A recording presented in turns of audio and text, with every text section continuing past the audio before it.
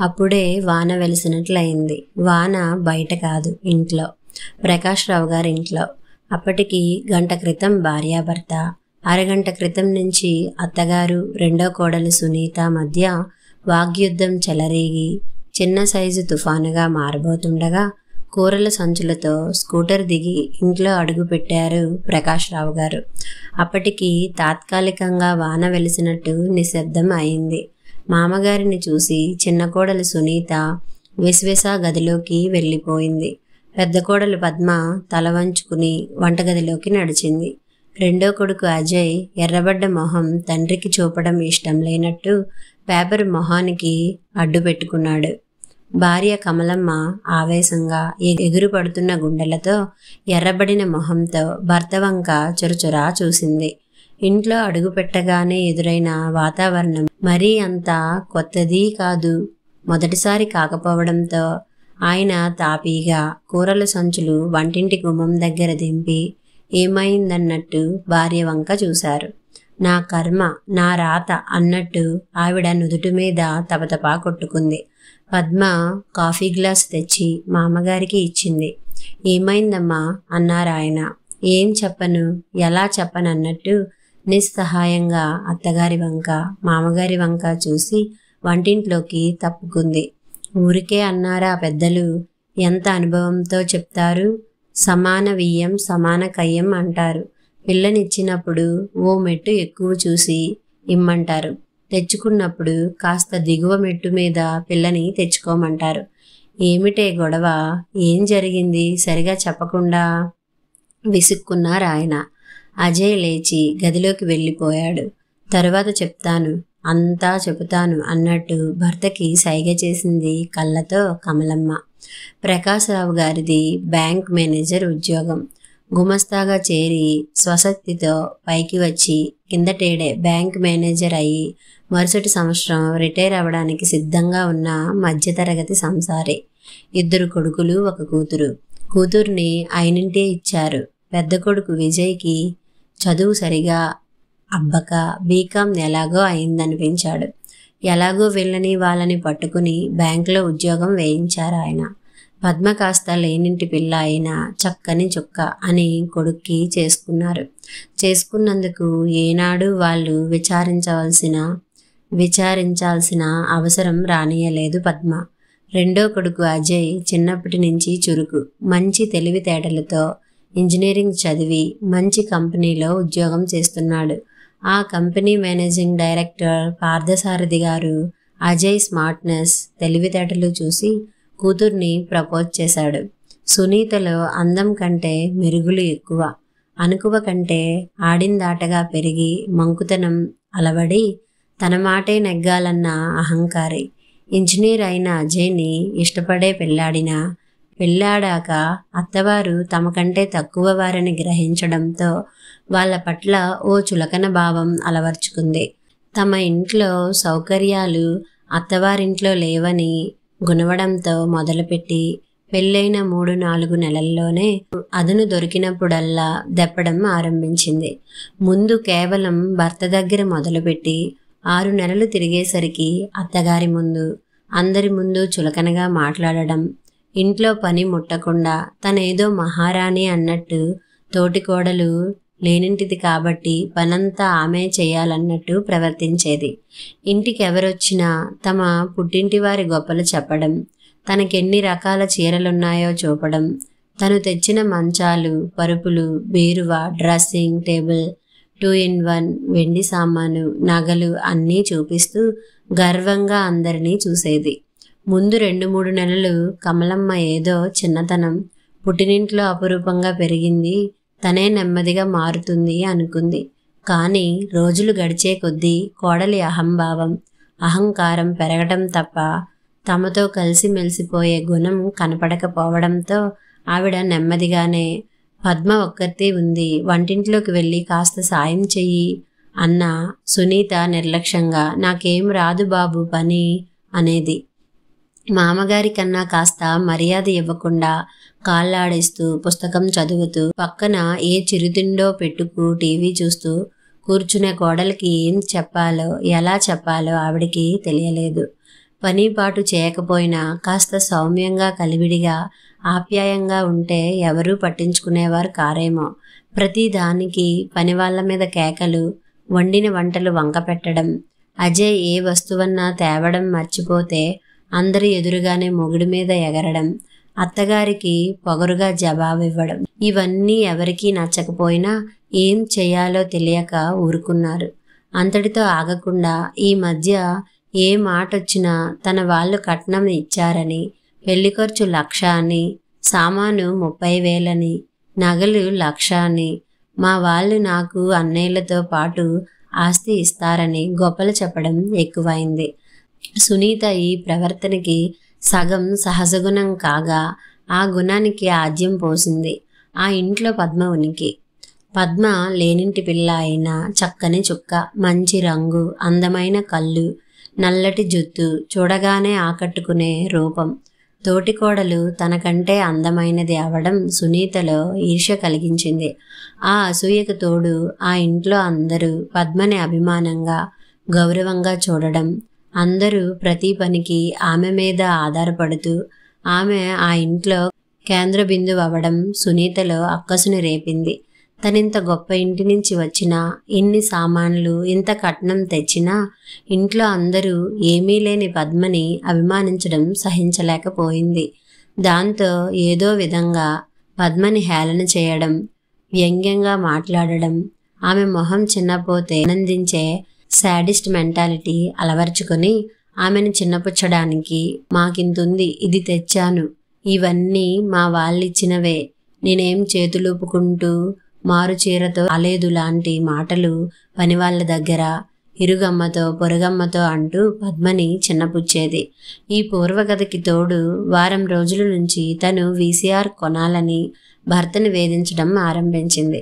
అజయ్ డబ్బు లేదన్నాడు. ఇప్పుడంతా డబ్బు పెట్టి కొనాల్సినంత అవసరం లేదన్నాడు. డబ్బెందుకు లేదు? మీ దగ్గర లేకపోతే మా వాళ్ళిచ్చిన దాంట్లోంచి ఇవ్వండి. మీ వాళ్ళిచ్చిందా? ఎప్పుడిచ్చారు? ఆశ్చర్యంగా అడిగాడు. ఏమిటా నటన? ఏం తెలియనట్లు మాట్లాడి నన్ను ఫూల్ చేయాలని చూడకండి. ఏం డబ్బేమిటి? మా వాళ్ళిచ్చిన కట్నం 50,000 ఎక్కసగా అంది. ఆ డబ్బు మేం బ్యాంక్లో దాచుకున్నాం అనుకున్నావా? నా పెళ్లికి ఖర్చయింది. నా కట్నం డబ్బు అది. నన్ను అడగకుండానే ఖర్చు ఎందుకు పెట్టారు? అజయ్కి ఆమె నిలేసిన తీరు చూసి చిర్రెత్తింది. నీ డబ్బేమిటి? మీ నాన్న మాకిచ్చిన డబ్బు అది. మా ఇష్టం వచ్చినట్లు ఖర్చు పెట్టుకుంటాం. సునీత మొహం ఎర్రబడింది. అంటే ఆ డబ్బంతా వాడేశారా? అసలు మా నాన్నగారు నా పేరనే బ్యాంక్లో వేద్దాం అనుకున్నారు. బాగుండదని ఊరుకున్నారు.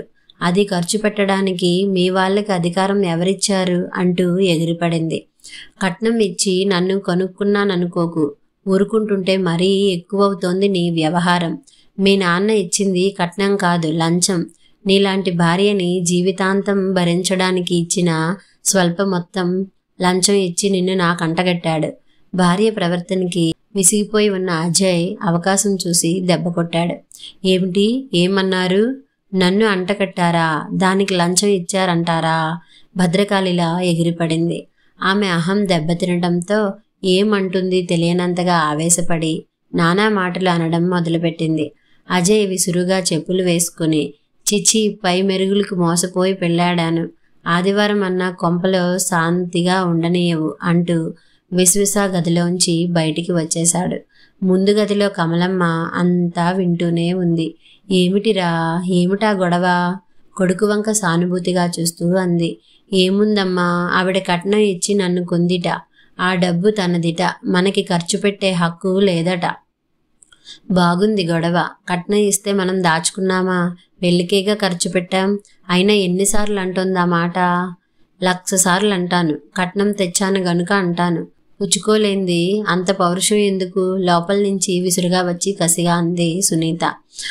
అనమ్మ, 1,00,000 సార్లు అను. బుద్ధి గడ్డి తిని మీ సంబంధం చేసుకున్నందుకు. అంతకంటే బుద్ధి తక్కువై మీరిచ్చిన డబ్బు తీసుకున్నందుకు బాగా అను. తరువాత ఓ పావుగంట అత్తాకోడల మాటలు విసురుకున్నారు. అజయ్, పద్మ ప్రేక్షకులై ఉండిపోయారు.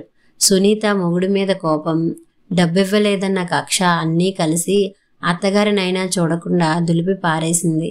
ప్రకాష్ రావు గారు అప్పుడు రాకపోతే ఇంకా చిలికి చిలికి గాలివాన ఎంత దూరం వెళ్ళేదో గాని ఆయన రాకతో అప్పటికి ప్రశాంతత చోటు చేసుకుంది.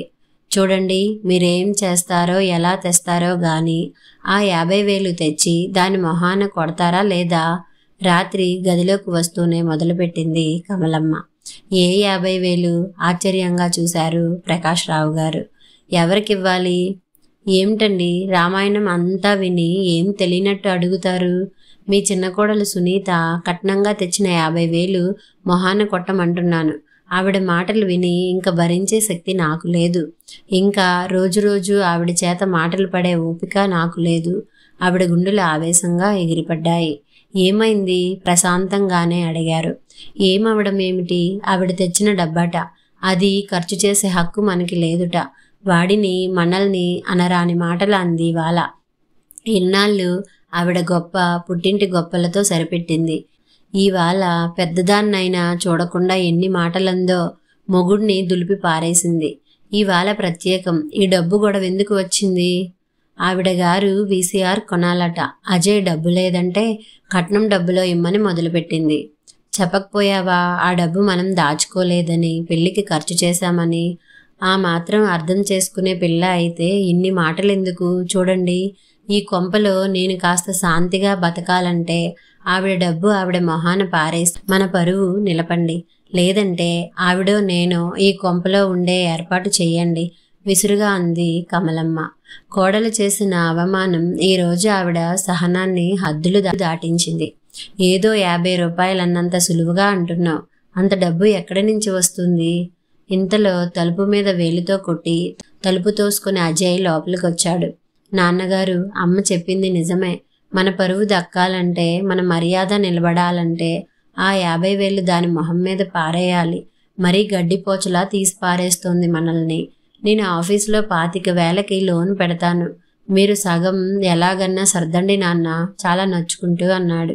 కొడుకు మొహంలో బాధ, అవమానం చూసి ఈ వ్యవహారం చాలా దూరమే వెళ్ళిందని గుర్తించారు ఆయన. కొడుకు పరిస్థితి ఆయనకు అర్థమైంది. ఇటు తల్లిదండ్రులు, అటు అహంకారి భార్య మధ్య నలుగుతున్న కొడుకుని సానుభూతిగా చూశారు. ఆయన ఒక్క నిమిషం మౌనంగా ఊరుకొని, ఆలోచిద్దాం, డోంట్ వరీ అజయ్, నేను చూస్తాలే ఈ విషయం. నువ్వెళ్ళు, మనసు పాడు చేసుకోకు అనవసరంగా. వెళ్ళి పడుకో. కొడుకు భుజం తట్టారు ఓదార్పుగా. కొడుకు వెళ్ళాక కమలమ్మ, వాడితో నన్నా సరిగా ఉంటే నేనింత బాధపడకపోదును. ఈరోజు ఎన్ని మాటలంది వాడిని. వాడి మొహం చూడండి. ప్రకాశరావు గారు ఆలోచనలో పడ్డారు. చూద్దాం, రేపు నేను మాట్లాడుతాను ఆ అమ్మాయితో, వాళ్ళ నాన్నగారితో కూడా మాట్లాడతాను. పడుకో. ఊరికి ఆలోచించి బుర్ర పాడు చేసుకోకు. తలగడ మీదకి వాలి అన్నారాయన. 2 రోజుల తర్వాత రాత్రి భోజనాలయ్యాక ఎవరి గదులలోకి వాళ్ళు వెళ్ళబోతుంటే అందరినీ ఉద్దేశించి ప్రకాశరావు గారు, మీరంతా ఒక్కసారి ఇలా కూర్చోండి. అజయ్, ఒక పెన్ను కాగితం పట్రా. సునీత, నువ్వు ఇలారా, నీతో మాట్లాడాలి. మనం కొన్ని లెక్కలు తేల్చుకుందాం ఇవాళ అన్నారు గంభీరంగా ప్రకాశరావు గారు. సునీత మొహం గంటు పెట్టుకుని వచ్చి ఓ కుర్చీలో కూర్చుంది. అజయ్ అర్థం కానట్టు చూశాడు.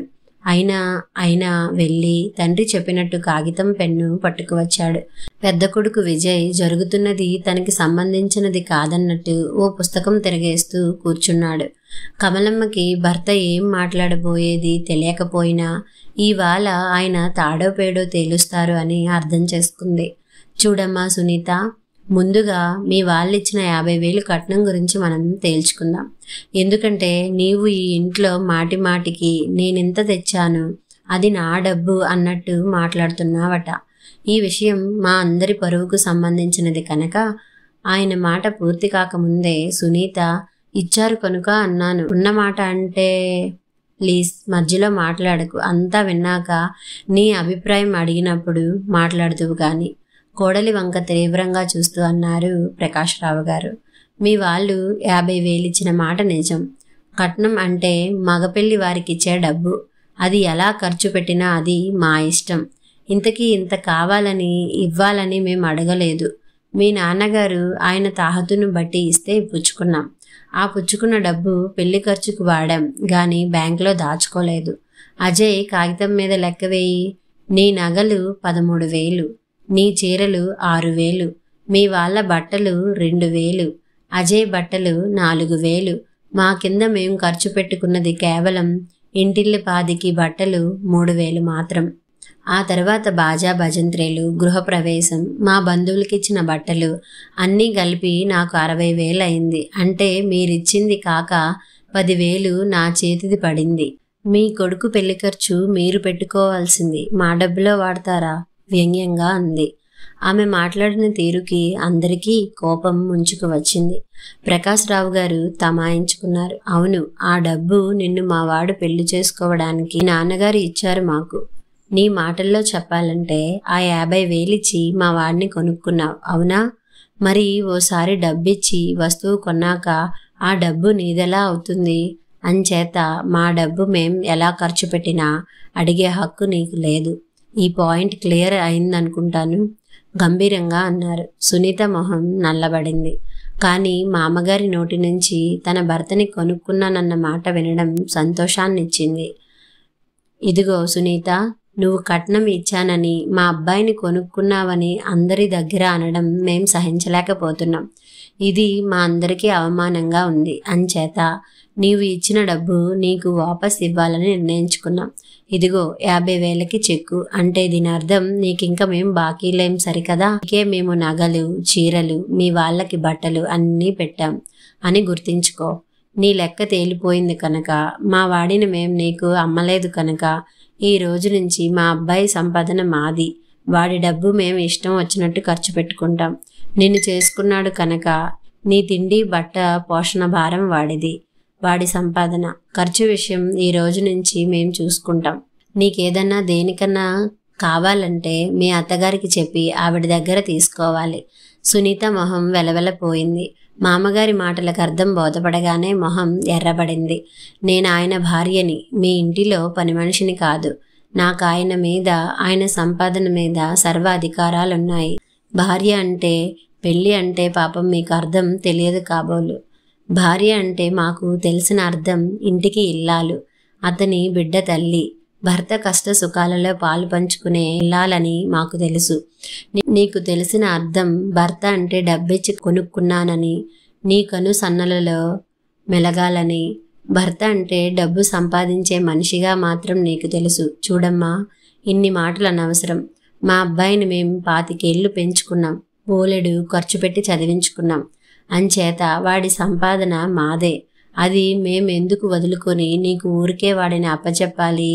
అంటే కన్న కొడుక్కి తిండి పెట్టుకోవడం, చదివించుకోవడం ఊరికే ఉపకారం అనుకుంటున్నారా? కన్నందుకు మీ బాధ్యత అది, హేళనగా అంది. ఆయన అదోలా చిద్విలాసంగా నవ్వారు. అందరి సంగతి నాకు అవసరం లేదు. నేను కొడుకు మీద చాలా ఖర్చు పెట్టాను. చిన్నప్పటి నుంచి వాడి తిండి, బట్ట, చదువు అన్నీ వదిలేసిన కేవలం వాడిని ఇంజనీరింగ్ చదివించడానికే 45,000 అయింది. ఇంత కష్టపడి చదివించి వాడు 3,000 సంపాదిస్తుండగా వాడిని ఇప్పుడు నీకెందుకు అప్పచెప్పాలి? ప్రశ్నార్థకంగా చూశారు. సునీతకి వెంటనే జవాబు తట్టలేదు. జవాబు తట్టగానే విసురుగా, వ్యంగ్యంగా, అలాంటప్పుడు కొడుక్కి పెళ్లి చేయకుండా మీ దగ్గరే ఉంచుకోవాల్సింది. అప్పుడు కొడుకు మీద పెట్టిన ఖర్చు రాబట్టుకునేవారు గదా అంది. కరెక్ట్, బాగా చెప్పావు. మేం వాడి మీద అంత ఖర్చు పెట్టి కూడా వాడి సంపాదనకి ఆశపడకుండా నీకెందుకు అప్పచెప్పామంటావు? నీవిచ్చిన 50,000కి ఆశపడి అంటావు, అవునా? చూడమ్మా కోడలా, మా వాడికి ఇప్పుడు మొదట్లోనే 3,000 జీతం, అంటే ఏడాదికి 36,000.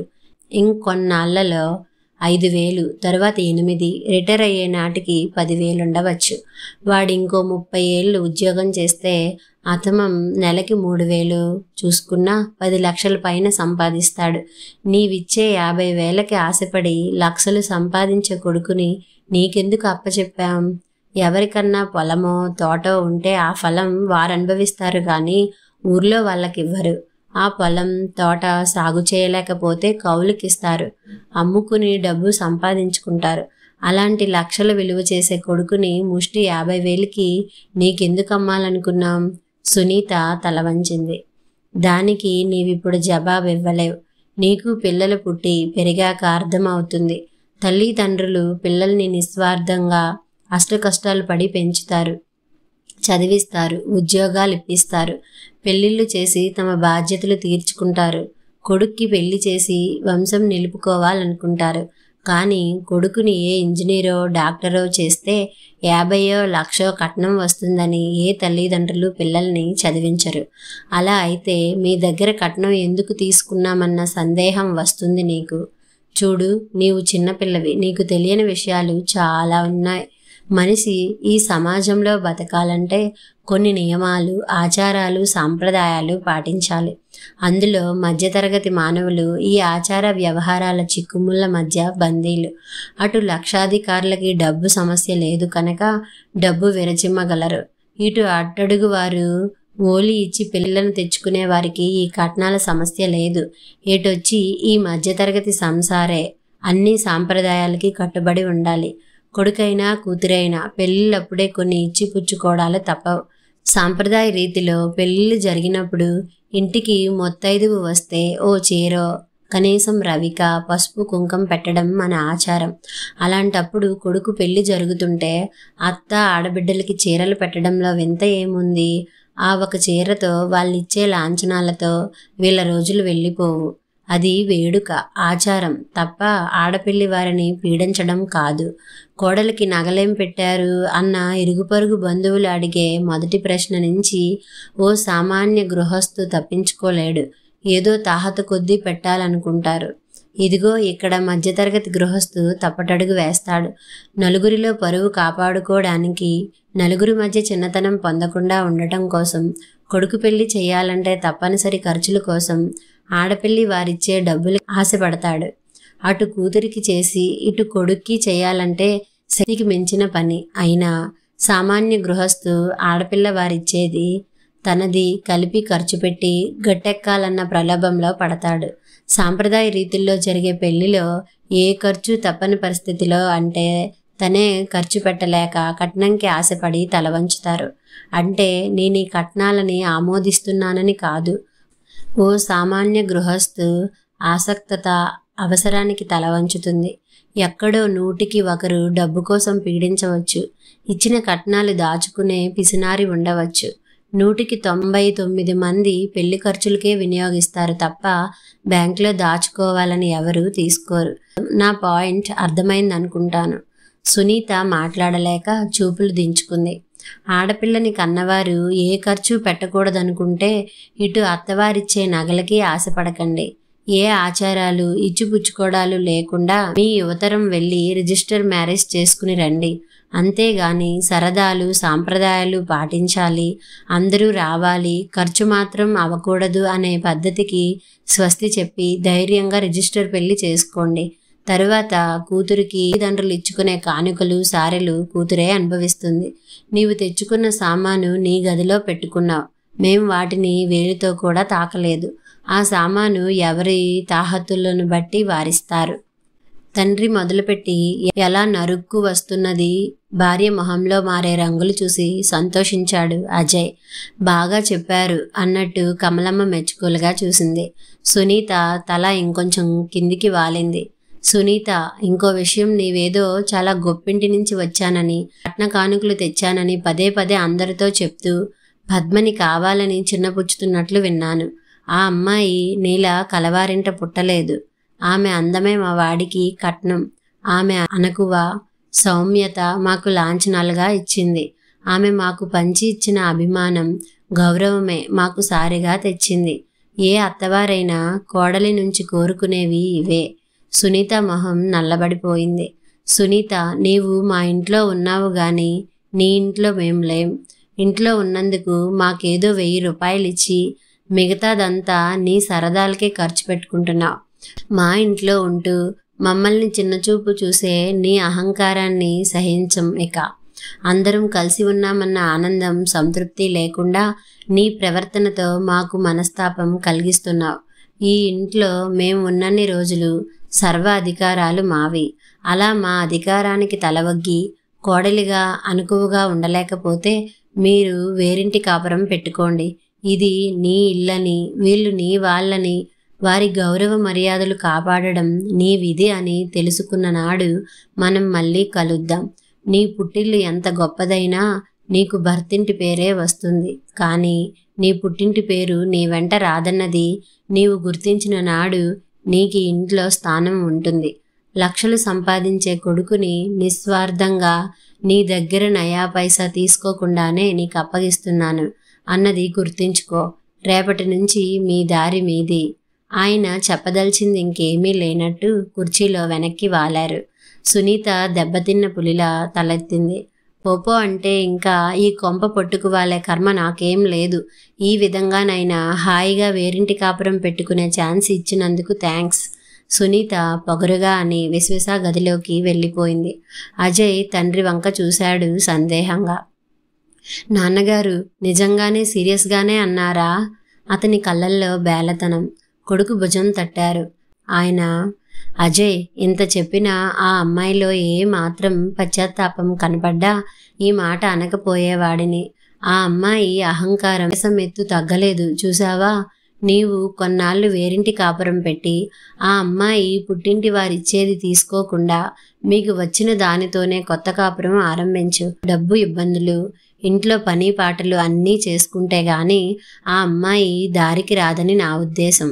కట్నం డబ్బు వాపసు ఇచ్చాం కనుక ఆ అమ్మాయి మనల్ని ఏ విధంగానూ బ్లేమ్ చేయలేదు.